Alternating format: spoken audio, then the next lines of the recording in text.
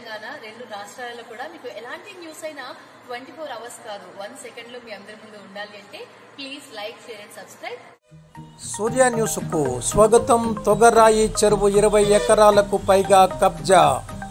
మండల పరిధిలోని తొగర్రాయి గ్రామంలోని చెరువు సుమారు 20 ఎకరాలకు పైగా కబ్జాకు గురైందని సంతాన వేణుగోపాల స్వామి దేవాలయ చైర్మన్ అమరనాయని వెంకటేశ్వరరావు ఆగ్రహం వ్యక్తం చేశారు.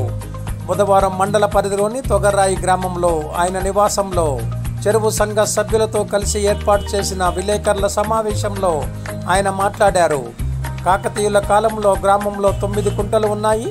కాలక్రమేణా 8 కుంటలు ఆక్రమణకు గురికాగా ఉన్న ఒకే ఒక కుంట ప్రస్తుతం ఉన్న చెరువని, అది కొంత భాగం చిలుకూరు మండల పరిధిలో ఉందని, 642 సర్వే నెంబర్లో 54 ఎకరాల 12 కుంటల భూమి ఉండాలని, దానిలో 20 ఎకరాలకు పైగా ఆక్రమణకు గురి అయిందని అన్నారు.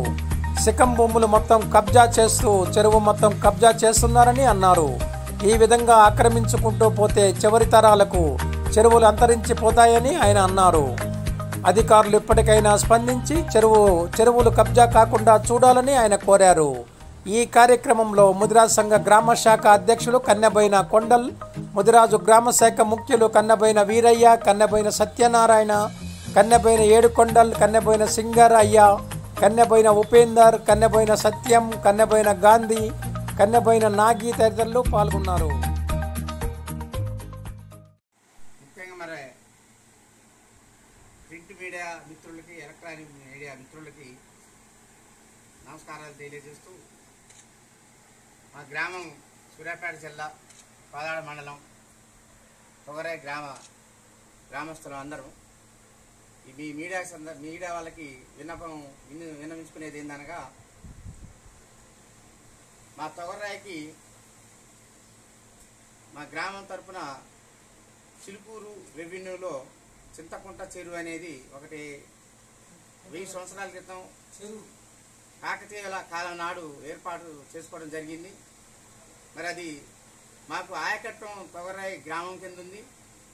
చెరువు రెవెన్యూ మొత్తం కూడా చిలుకూరు మండలంలో శీతలతండ రెవెన్యూలో ఉంది. మొత్తం చెరువు శిఖం మొత్తం కూడా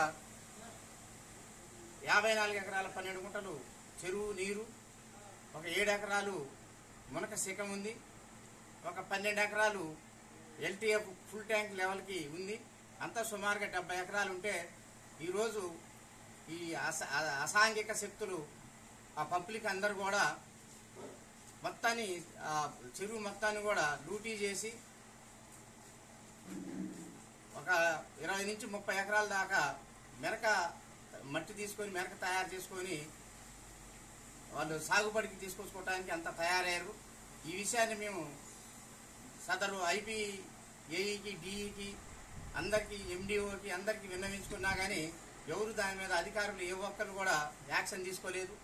మరి ఇప్పుడు మనందరికీ తెలిసిన విషయమే, నీరు లేకపోతే ఆ చెరువులో ఆ మునక అనేది వాళ్ళ సాగు చేసుకోకపోతే 1 సంవత్సరం 2 సంవత్సరాలు, ఒకసారి చెరువు నిండితే 2 సంవత్సరాలు సరిపడా నీళ్లు ఉన్నాయి.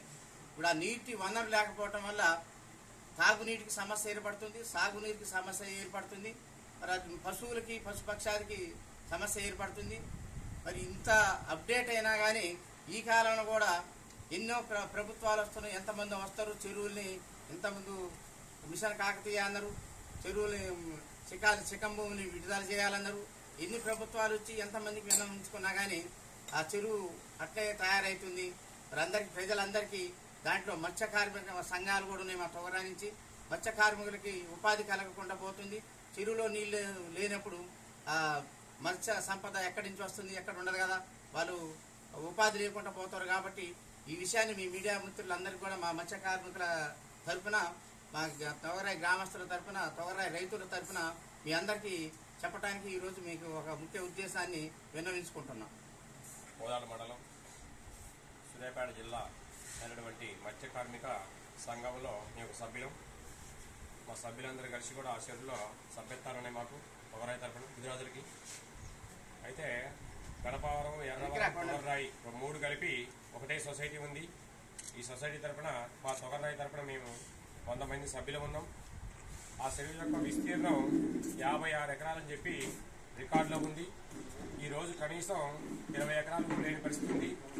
అందులో తండావాసులై ఉండి ఎస్టీ వాళ్ళై ఉండి ఆక్రమించుకోవడం కాకుండా చెరువును లూటీ చేయటం, అందులో పాలకూరలు వేసుకోవడం, కూరగాయలు వేసుకోవడం, మేము పోయి ఏంది అని చెప్పంటే దౌర్జన్యం చేయటం, అవసరమైతే మేము ఎస్టీలం, ఇది పోరం భూగుల భూమి, మేము ఆక్రమించుకోవటం, మాకు హక్కు ఉందని చెప్పి అని మాట్లాడటంతో పాటు మమ్మల్ని బెదిరియటం.